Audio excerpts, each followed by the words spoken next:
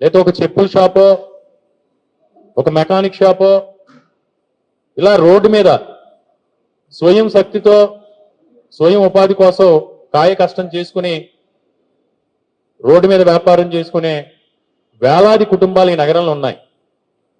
ఈ వేలాది కుటుంబాలకి గత ప్రభుత్వ హయాంలో ఆకర్ష్ జోన్స్ గా ఏర్పాటు చేసి వాళ్ళందరికీ కూడా జీవీఎంసీ అధికారులు ట్రేడ్ లైసెన్స్ ఇచ్చి ఆకర్ జోన్ ప్రకారం కూడా నెంబర్ ఇష్యూ చేసి వాళ్ళ దగ్గర నుంచి పన్నులు కట్టించుకుని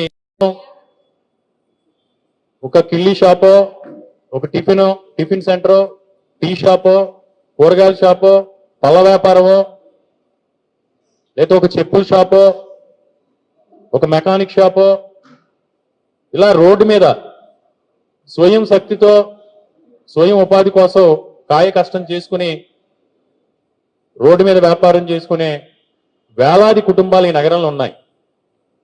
ఈ వేలాది కుటుంబాలకి గత ప్రభుత్వ హయాంలో ఆకర్ష్ జోన్స్ గా ఏర్పాటు చేసి వాళ్ళందరికీ కూడా జీవీఎంసీ అధికారులు ట్రేడ్ లైసెన్స్ ఇచ్చి ఆకర్ జోన్ ప్రకారం కూడా నెంబర్ ఇష్యూ చేసి వాళ్ళ దగ్గర నుంచి పన్నులు కట్టించుకుని వాళ్ళ వ్యాపారాన్ని చేసుకొనిచ్చే పరిస్థితులు మనం చూసాం. కానీ గత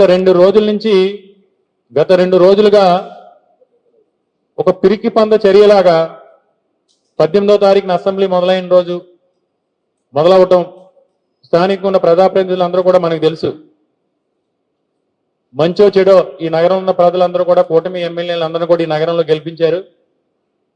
ప్రజాప్రతినిధుల అసెంబ్లీ ఒకవైపు జరుగుతుంది. 16వ తారీఖున అడ్డదారిలో మేయర్ అయినటువంటి మేయర్ గారు కార్పొరేటర్లందరినీ కూడా తీసుకుని స్టడీ టూర్ అని చెప్పి ఈ నగర అభివృద్ధి కోసం అని ఇంకోటని స్టడీ టూర్ చెప్పని రాజస్థాన్ వెళ్తాం. అంటే స్థానిక ఎమ్మెల్యేలు కానీ, కార్పొరేటర్లు కానీ, మేయర్ కానీ, కొంతమంది సంబంధిత అధికారులు కానీ అందుబాటులో లేకుండా నాటకీయంగా ఈ స్వయం ఉపాధి కోసం పట్టుకూటు కోసం బతికే వాళ్ళపై ఒక విధ్వంసకమైన దాడి చేయడం జరిగింది. కనీసం ఎవరికి కూడా నోటీస్ ఇవ్వకుండా, ముందస్తు సమాచారం లేకుండా చాలా దౌర్జన్యంగా, ఇప్పుడు మనం మీడియా మిత్రులందరూ కూడా మీరు వస్తే ఇప్పుడు చూపించి చాలా దౌర్జన్యంగా ప్రొక్లెయిన్ తీసుకొచ్చి ఎక్కడైనా సరే గతంలో ఎన్క్రోచ్మెంట్ ఉంటే ప్రభుత్వ స్థలంలో ఏదైనా ఆక్రమణ చేసి అక్కడ ఏదైనా వ్యాపారం చేసుకుంటూ ఒక నోటీస్ ఇచ్చి దాన్ని వాళ్ళ సామాన్లు తీసుకుని బయటికి పంపించే పరిస్థితులు ఉండేవి. కానీ అలా కాకుండా మీకు నోటీస్ ఎన్క్రోచ్మెంట్ ఇప్పుడు మాట్లాడాం ఒక ఏసీపీతో, అతను అన్నం తింటున్నాడో మానవత్వం ఉందో లేకపోతే మనిషో రాక్షసులు కూడా తెలియట్లేదు కొంతమంది వీళ్ళు. ఇప్పుడు అక్కడ ప్రత్యక్షంగా ఎక్కడైతే బడ్డీలు తొలగిస్తున్నారో అక్కడ ఉన్న పనిచేసే కాంట్రాక్టర్ తీసుకున్న కాంట్రాక్టర్ కావచ్చు, లేకపోతే అక్కడున్న కింద స్థాయి అధికారులు కావచ్చు, కనీస మానవత్వం లేకుండా ఎన్క్రోచ్మెంట్ కి నోటీస్ ఇవ్వాల్సిన పని లేదు. మాకు ఎవరు చెప్పారంటే చెప్పడు, ఎవరు చెప్పారంటే కమిషనర్ చెప్పారా అంటే జీఎంసీకి, ఏసీపీకి చెప్తే డీసీపీని అడిగితే సిపిని అడిగితే కమిషనర్. వీళ్ళందరినీ జెర్సీ జోనల్ కమిషనర్ తో మాట్లాడితే లేదండి ఇది పోలీస్ కమిషనర్ గారు చెప్పారు. ఈ బడ్డీలకి పోలీస్ కమిషనర్కి ఏం సంబంధం? పోలీస్ వాళ్ళని అడిగితే లేదు జీవీఎంసీ వాళ్ళు ల్యాండ్ ఆర్డర్ ఇష్యూస్ రాకుండా మమ్మల్ని ప్రొటెక్షన్ ఇమ్మన్నారు, ప్రొటెక్షన్ ఇవ్వడం కోసమే మేము వచ్చామని పోలీస్ అధికారులు చెప్తారు. ఇంకా పై అధికారులతో పోలీస్ అధికారులతో మాట్లాడితే మాకు కొన్ని కంప్లైంట్లు వచ్చినాయి, కొన్ని చోట్ల మాత్రమే కంప్లైంట్లు వచ్చినాయి, కొన్ని కిల్లీ షాపుల్లోనో లేకపోతే ఇంకో చోట అసాంఘిక కార్యక్రమాలు లేకపోతే గంజాయి సంబంధించి జరుగుతున్నాయి, వాటిని మాత్రమే తొలగించమనైతే మేము చెప్పడం జరిగింది. అంతే తప్ప ఈ ఫుడ్ కోర్ట్స్, పళ్ళు అమ్ముకునే వాళ్ళని, కూరగాయలు అమ్ముకునే వాళ్ళని, టీ అమ్ముకునే వాళ్ళని, మెకానిక్ షాపుల్ని వీటన్నింటినీ కూడా తొలగించి చెప్పలేదని పోలీస్ అధికారులు చెప్తారు. అంటే అసలు ఏం జరుగుతుంది అంటే విశాఖపట్నం అన్నా ఉత్తరాంధ్ర ప్రాంతంలో మనుషులన్నా మేము ఏం చేసినా పడుంటారు, మేము వెట్టిచాకి వీళ్ళు ఏంటంటే బానిసలు, మేము నియంతృత్వంతో వ్యవహరిస్తాం. విశాఖపట్నంలో ఉన్న ప్రభుత్వ భూములు, ప్రజల ఆస్తులన్నీ కూడా పప్పు బెల్లాల్లా కార్పొరేట్ సంస్థలకు అమ్మేస్తాం, ఫ్రీగా దారదత్తం చేస్తాం, వీళ్ళ ఆస్తులన్నింటినీ కూడా కొల్లగొడతాం, అయినా ఏమీ చేయలేరు ఇల్లు అని ఇప్పుడు దాకా ప్రజల ఆస్తి సంబంధించి గవర్నమెంట్ వచ్చిన తర్వాత మొన్నటి దాకా జరిగింది. మొదటి 14 నెలలు 15 నెలలు ఇక్కడ ఉన్న భూముల్ని, వేలాది కోట్ల రూపాయల భూముల్ని కార్పొరేట్ సంస్థలకి అప్పనంగా అప్పచెప్పారు. ఇప్పుడు ఇక్కడ ఉన్న పేద ప్రజల మీద పడ్డారు. పేద ప్రజల మీద పడి రోజు కాయ కష్టం చేసుకునే వాళ్ళ మీద దౌర్జన్యకాండ చేస్తా ఉన్నారు.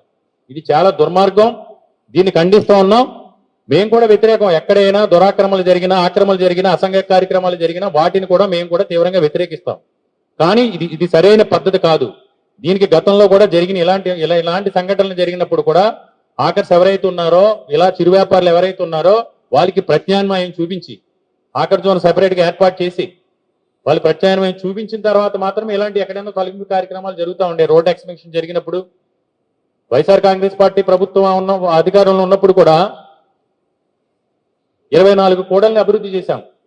గతంలో విశాఖపట్నం నగరంలో 2014 నుంచి 2019 వరకు ఈ నగర అభివృద్ధికి సంబంధించి దిక్కు మొక్కు లేకుండా అమరావతి పేరుతో ఈ నగర అభివృద్ధిని నిర్లక్ష్యం చేస్తే ఈ నగరానికి ఇంటర్నేషనల్ బ్రాండ్ క్రియేట్ అయ్యే విధంగా, సిటీ ఆఫ్ డెస్టినీకి అర్థం పరమార్థం తీసుకొచ్చే విధంగా జగన్మోహన్ రెడ్డి గారి ఆదేశాల మేరకు ఒక సిగ్నిఫికెన్సీ ఉండే విధంగా ప్రతి జంక్షన్ కూడా మేము అక్కడ అద్భుతంగా చేసాం. ఈరోజు జగదాంబ జంక్షన్ కావచ్చు, రైల్వే న్యూ కాలనీ జంక్షన్ కావచ్చు, లేకపోతే ఉషోదయ జంక్షన్ కావచ్చు, లేకపోతే మహారాణిపాలెం జంక్షన్ కావచ్చు, ప్రతి చోట అన్ని జంక్షన్స్ లోనే కూడా ఆ ప్రాంతంలో ఉన్న సాంప్రదాయాలను ప్రతిబింబించే విధంగా ఎక్కడ ఎవరికి ఎలాంటి ఇబ్బంది కూడా కలగకుండా ఎవరైనా తొలగించాల్సి వస్తే, ఒక గోడో లేకపోతే ఒక బిల్డింగ్ ఏదైనా డిస్మెంటిల్ చేయాల్సి వస్తే కూర్చుని వాళ్ళతో మాట్లాడి వాళ్ళకి సంబంధించి నష్టపరిహారాన్ని చెల్లించి దాని తర్వాత మాత్రమే మేము అభివృద్ధి పనులు చేశాం. కానీ ఇక్కడ ఎలాంటి అభివృద్ధి లేదు. ఇంకొక విషయం ఏంటంటే, ఇక్కడ ఉన్న మేధావులు, ఈ నగరంలో ఉన్న మేధావులు, విజ్ఞానవంతులు తెలుసుకోవాల్సింది ఎందుకంటే, మనం మొద్దు నిద్రపోతే మనల్ని కప్పెట్టేస్తారు. ఇక్కడ ఈ ప్రాంత అభివృద్ధిని గంపలేసి కప్పెట్టి మన ఆస్తుల సంపద అంతా కూడా అమరావతి పట్టుకుపోతారు. ఇప్పటికైనా ఇక్కడ ఉన్న మేధావులు కళ్ళు తెరాల్సిన అవసరం ఉంది. ఇక్కడ జరిగింది ఏంటంటే, ఎక్కడైనా సరే సిటీ ఎక్స్పెన్షన్ జరగాలంటే మాస్టర్ ప్లాన్ రోడ్స్ వైడెన్ చేయాలని కోరుకుంటారు. ఇక్కడ స్థానికంగా ఉన్న మన జరిగిన మాస్టర్ ప్లాన్ సంబంధించి ఒపీనియన్ తీసుకున్నప్పుడు స్టేక్ హోల్డర్స్ మీటింగ్ లో ఇక్కడ ఉన్న గనులు ప్రజాప్రతినిధులు ఇచ్చింది ఏంటంటే, మాస్టర్ ప్లాన్ రోడ్స్ వైడెన్ చేయొద్దని. ఒకవైపు ఏమో మాస్టర్ ప్లాన్ రోడ్స్ ని తగ్గించాలి, కుదించాలంట. 2004లో ఉన్న మాస్టర్ ప్లాన్ రోడ్ కూడా కొన్ని రోడ్లు 80 ఫీట్ ఉంటే 60 ఫీటు, 120 ఫీట్ ఉంటే 80 ఫీట్ చేసిన ప్రపోజల్స్ మనం చూసాం. స్థానికంగా ఉన్న ఎమ్మెల్యేలు గత నెల రోజుల కింద ఇచ్చాం. ఒకవైపు రోడ్స్ వైడెన్కి వ్యతిరేకం, ఒకవైపు ఎలాంటి సంబంధం లేకుండా తీస్తున్నారు. నిజంగా మీకు దమ్ము ధైర్యం ఉంటే అడ్డగోలుగా బోళ్ళని అక్రమ నిర్మాణాలు ఉన్నాయి. విశాఖపట్నం నగరంలో 10 ఫ్లోర్లు, 9 ఫ్లోర్లు, 22 ఫ్లోర్లు కట్టిన వాటిల్లో అవకతవకలు ఉన్నాయి. రూల్ పొజిషన్ ప్రకారంగా పార్కింగ్ స్థలాలు కేటాయించకుండా కమర్షియల్ కాంప్లెక్స్లు ఉన్నాయి. వాళ్ళ చేత చేయించి రోడ్డు మీద ట్రాఫిక్ లేకుండా నియంత్రించండి. అంతే తప్ప అలాగా రోజు రెక్కాడితే గాని డొక్కాడినే దీనుల మీద, పేదల మీద పడి ఇలా విధ్వంసాలు సృష్టించడాన్ని మేము తీవ్రంగా ఖండిస్తూ ఉన్నాం. మేము ఎట్టి పరిస్థితుల్లోని కూడా అప్పుడు కూడా ప్రత్యక్షంగా కూడా వెళ్ళడం జరిగింది. ఇక్కడ చేతందారులు ఇప్పుడు జరుగుతున్నప్పుడు మళ్ళీ మేము మీడియా మిత్రుల ద్వారా జీవీఎంసీ కమిషనర్ గారు కానీ, లేకపోతే రాష్ట్ర ముఖ్యమంత్రి గారిని కానీ, ఉప ముఖ్యమంత్రి గారిని కానీ, స్థానిక శాసనసభ్యులను కానీ, కలెక్టర్ గారు కానీ, పోలీస్ కమిషనర్ గారు కానీ ఒకటే విజ్ఞప్తి చేస్తున్నాం. మీరు వాళ్ళు కొంత సమయం ఇవ్వండి, ప్రత్యామ్నాయం చూపించండి. చూపించిన తర్వాత మాత్రమే ఈ తొలగింపు చూపించే వరకు కూడా ఈ తొలగింపు కార్యక్రమాన్ని ఆపాలని డిమాండ్ చేస్తున్నాం. అంతేకాకుండా రెండోది ఎవరే అయితే చాలా దుర్మార్గంగా ఒక విధ్వంసం చేసి ప్రొక్లైన్తో కొట్టి తొక్కి ఒక కక్షపూరితంగా ఏదైతే డ్యామేజ్ చేశారో, ఇప్పుడు మీరందరూ కూడా ఇప్పుడు అన్ని ఛానల్స్ కూడా ఉన్నాయి. ఇప్పుడు ఎల్లో మీడియాకి సంబంధించిన ఛానల్స్ కూడా ఉన్నాయి, మీరు కూడా చూడొచ్చు. కనీసం మీరన్నా ఇది మానవీయ కోణంలో చూడాల్సిన అంశం. ఇది ఎక్కడైనా తీయటం చూసాం, తొలగించడం చూసాం, లేకపోతే జీవీఎంసీ ఆఫీసుకి పట్టుకెళ్ళిపోయి స్పందించకపోతే ఫైన్ కట్టించుకుని ఇవ్వడం చూసాం. మీరందరూ వస్తూ ఇప్పుడు కలిసి వెళ్ళొచ్చు. ప్రొక్లైన్ పెట్టి ఇలాగ అప్పడాలు చేసినట్టు బడ్డీల్ని, ఫ్రిడ్జుల్ని, అక్కడ ఉన్న సామాన్లని, ఫుడ్ ఐటమ్స్ని ఒక విధ్వంసకాండలాగా విశాఖపట్నం చరిత్రలో ఇప్పటి వరకు కూడా ఎప్పుడు కూడా జరగలేదు ఇది. కాబట్టి ఇప్పటికైనా సరే సోమవారం వరకు కూడా మీరందరికీ కూడా ఎవరైతే ట్రేడ్ లైసెన్స్ లోనే వాళ్ళందరూ కూడా నోటీసులు ఇచ్చి, వాళ్ళకి సమయం ఇచ్చి, వాళ్ళకి ప్రత్యామ్నాయం చూపించిన తర్వాత మాత్రమే బడ్డీలు తొలగింపు కార్యక్రమాన్ని మీరు ప్రత్యామ్నాయం చూపించిన తర్వాత మాత్రమే చేయాలి. అదేవిధంగా ఇంకోటి, ఇదేమి గత ప్రభుత్వంలోనో లేదా 2019లో ఇచ్చినవి కూడా కాదు. ఇవేమి కొన్ని ఎన్నో 20 సంవత్సరాలుగా ఉన్నాయి షాపులు ఉన్నాయి. అంటే అక్కడ ఒక ఏసీపీ అధికారి ఉన్నారు. ఏం పేరు అతని పేరు? మధుసూదన్ అంట. ఎవరో చెప్పారు సార్, అవన్నీ మేము చెప్పం సార్ అని. పోనీ ఏదైనా నోటీస్ ఉందా అంటే ఎన్క్రోచ్మెంట్ నోటీస్ అక్కర్లేదు. పోనీ ఏమైనా చట్టంలో ఉందా అంటే ఏదో ఉంటుంది కదా. ట్రేడ్ లైసెన్స్ ఉంది, నేను చూపించాను. అయ్యా ట్రేడ్ లైసెన్స్ ఉంది కదా అంటే ట్రేడ్ అయిపోతే చూపించు. సరే ట్రేడ్ లైసెన్స్ అయిపోయింది, టైం అయిపోతే చూపించాలి కదా. అంటే కనీసం అంటే మానవత్వం లేదు. ఎన్ని ఓకే అండి, సరే గవర్నమెంట్ ల్యాండ్ ఇది చేశారు, మానవత్వం అన్న ఉండాలి కదా.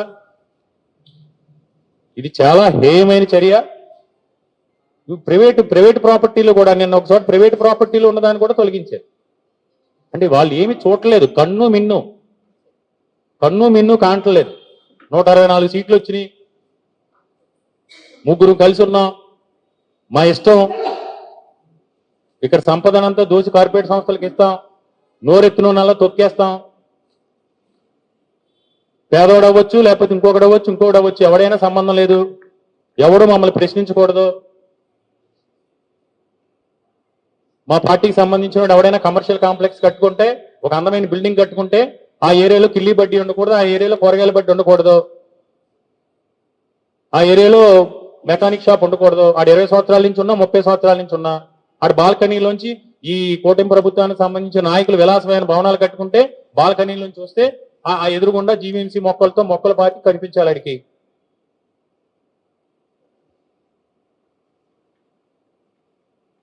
అసలు ఏం జరుగుతుంది అక్కడ ఈ నగరంలో? అందుకే ఇంత మెజార్టీలతో ఇక్కడ ప్రజలు మిమ్మల్ని గెలిపించింది.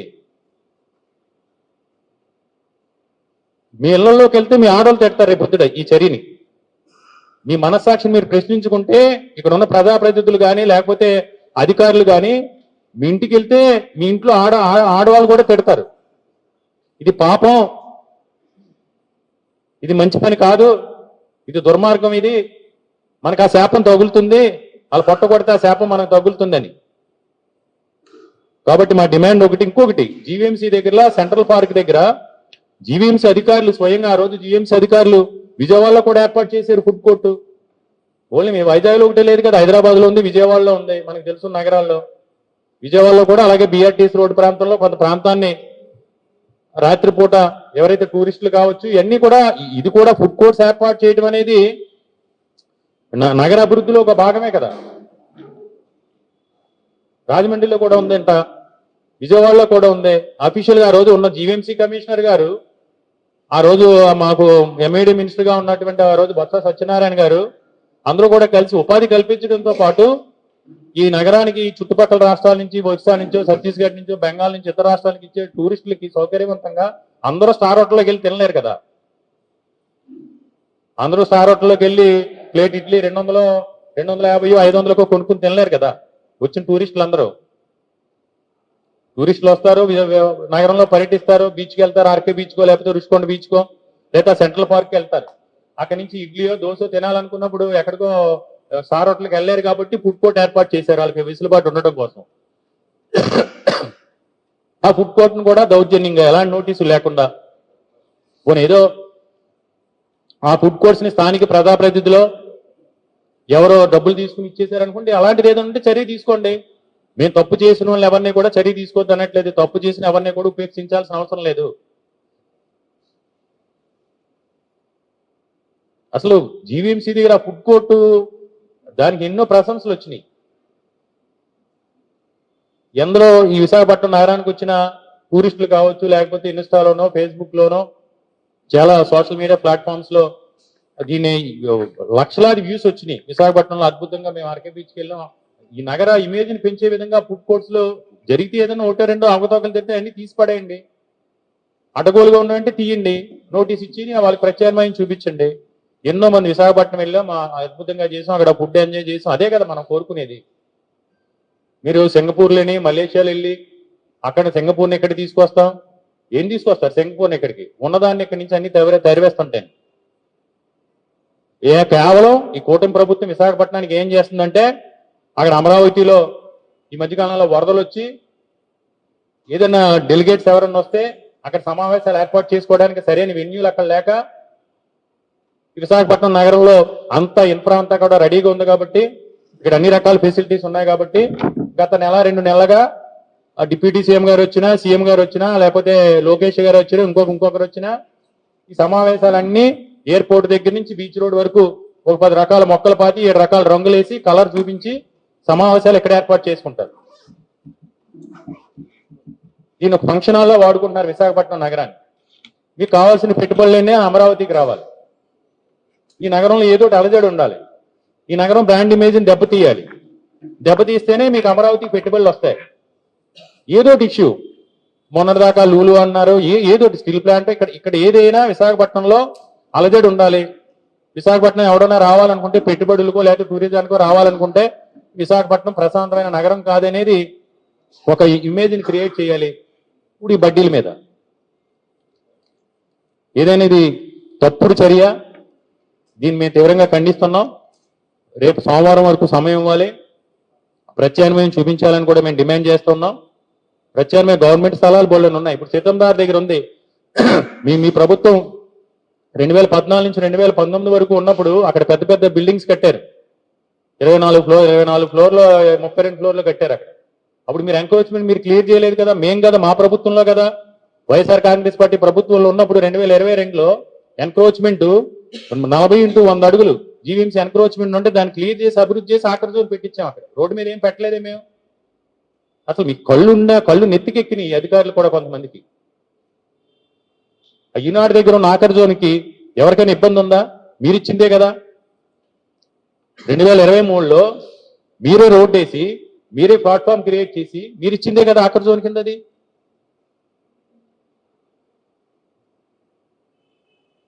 అసలు చాలా బాధపడాల్సిన విషయం ఇది. కనీసం మానవత్వం లేదు. ఏడుస్తున్నారు పాపం. ఇప్పుడు 2-3 సూసైడ్ చేసుకుంటామంటే బలవంతంగా ఆపేవారు. మాకు లేదు, వడ్డీ డైలీ ఫైనాన్స్ తెచ్చుకున్నాం, 3 రోజుల నుంచి ఇలా ఉన్నారు, రోజుకి 500 కట్టాలి, మేము ఏ రకంగా కడతాం, ఎక్కడి నుంచి తీసుకొచ్చి కడతాం, ఓ నా బడ్డీ అమ్ముకుందాం అంటే బడ్డీని ధ్వంసం చేశారు. నా టిఫిన్ షాప్ లో ఫ్రిడ్జ్ లేదు, గ్రైండర్ లేదు, ఆ రేకులు లేవు, అంత పిప్పి చేశారు. చెరుకు పిప్పి చేసినట్టు పిప్పి చేశారు ఈ బడ్డీలన్నింటినీ కూడా.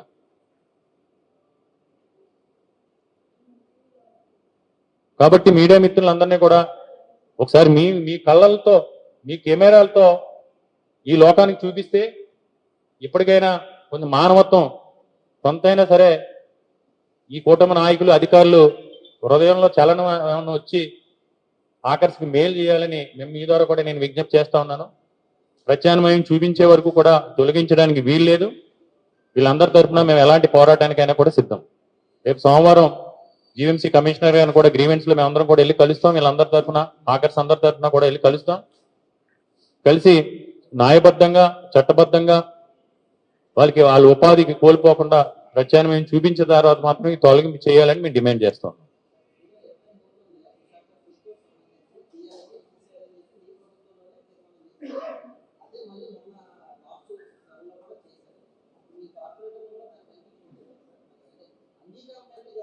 ఫుడ్ కోర్ట్ మొత్తం తీసేయమని కాదు. ఫుడ్ కోర్టులో ఏదైతే ఫుడ్ కోర్టులో అనాథరైజ్డ్ ఉన్నట్లు జరిగిన డిస్కషన్ అంతా కూడా ఏంటంటే ఫుడ్ కోర్టులో కొన్ని తప్పులు నేను ఇందాక చెప్పాను. తప్పు చేసిన వాళ్ళు ఎవరిని కూడా ఉపేక్షించాల్సిన అవసరం లేదు. ఫుడ్ కోర్టులో ఒక షాప్ కనో లేకపోతే ఒక బడ్డీ కనో తీసుకున్న తర్వాత దాన్ని నెమ్మదిగా ఒక సపోజ్ ఒక 150 SFTO 100 SFTO అతనికి ప్రమిసెస్ ఇస్తే దాన్ని 200 SFTO 250 SFT చేయడం, లేదా ఒకదానికి ఇస్తే మూడు బడ్డీలు పెట్టడం, ఇలాంటి చేసినట్లు తీసేయమని చెప్పారు.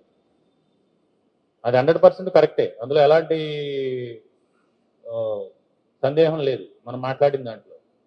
అంతే తప్ప మొత్తానికి తొలగించేమని అయితే కూడా ఎప్పుడు చెప్పలేదు. ఇంకొకటి, ఒకసారి ఏమొచ్చిందంటే అసాంఘిక కార్యక్రమాలు జరుగుతూ ఉన్నాయన్నప్పుడు అసాంఘిక ఎంక్వైరీ చేయండి, అందరూ చేయరు కదా. నిజంగా ఫుడ్ కోర్టులో అసాంఘిక కార్యక్రమాలు ఏం జరుగుతాయి మీరు కూడా చూసుంటారు. మేము చాలాసార్లు తిన్నాం. సరదాగా ఎవరికైనా వెళ్తే అక్కడ ఏదో స్పెషల్ ఉంటుంది. మీరందరూ నాకు తెలిసి ఇక్కడ ఉన్న మీడియా ప్రతినిధులు అవ్వచ్చు, అందరూ ఫుడ్ కోర్టులో ఏదో రకమైన నూడిల్సో ఇడ్లీయో లేకపోతే బజ్జీయో చికెన్ పకోడీ ఇంకోటి అందరూ టేస్ట్ చేసిన వాళ్ళు ఉన్నారు కదా. అక్కడ ఏమన్నా మనకు అసాంఘిక కార్యక్రమాలు ఏమన్నా కనపడినాయా?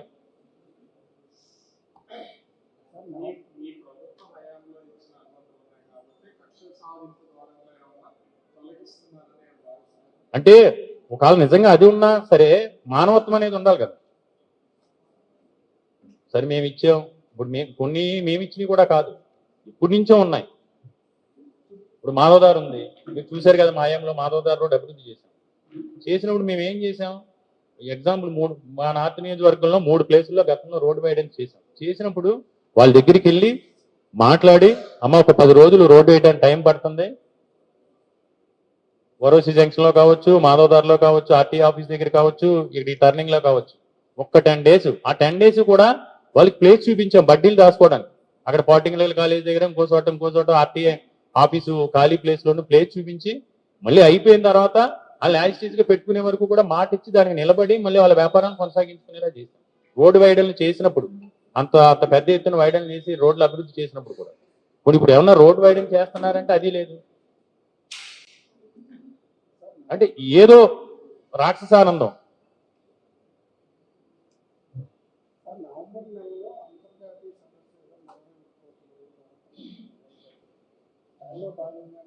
ఏమండి, వైజాగ్ లో గ్లోబల్ ఇన్వెస్ట్మెంట్ సమ్మిట్ జరిగింది.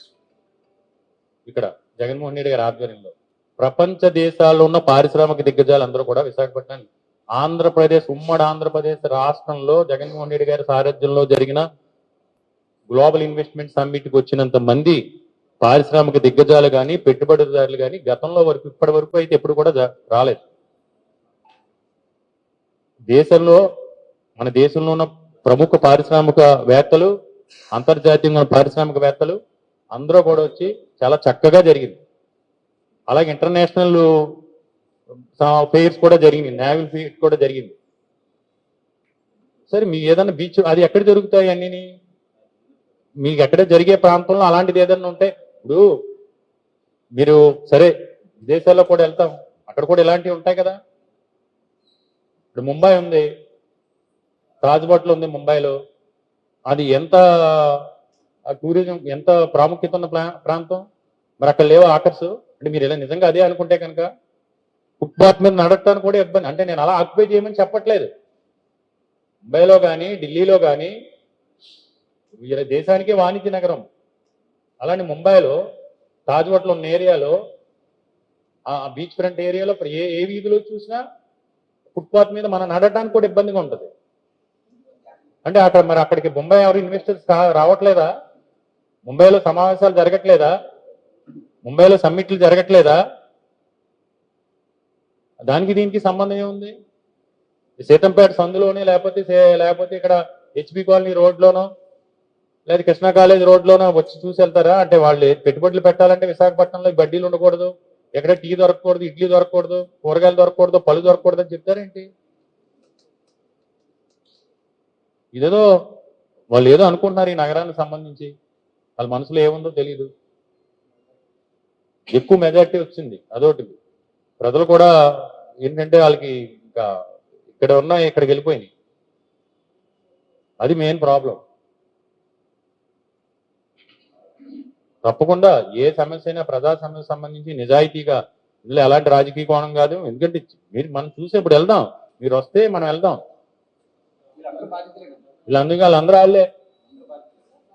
వాళ్ళందరూ వాళ్ళే. నువ్వు నేను సరదాగా వెళ్తే ఎవరో ఫ్రెండ్స్ టీ తాగడం లేదు విశాఖపట్నంలో, సారోట్లకు వెళ్ళాలి. ఉందా? మీ వాస్తవం ఇది. ఇప్పుడు వాస్తవం మనం ఎలా వెళ్ళి సరదాగా ఎవరో ఫ్రెండ్ వచ్చి దారా టీ తాగుదాం అంటే ఎక్కడ టీ తాగడం లేదు, సారోట్లకు వెళ్ళి తాగాలి. ఇప్పుడు అందరూ సారోట్లకు వెళ్ళి జీఎస్టీ కట్టి తాగలేరు కదా.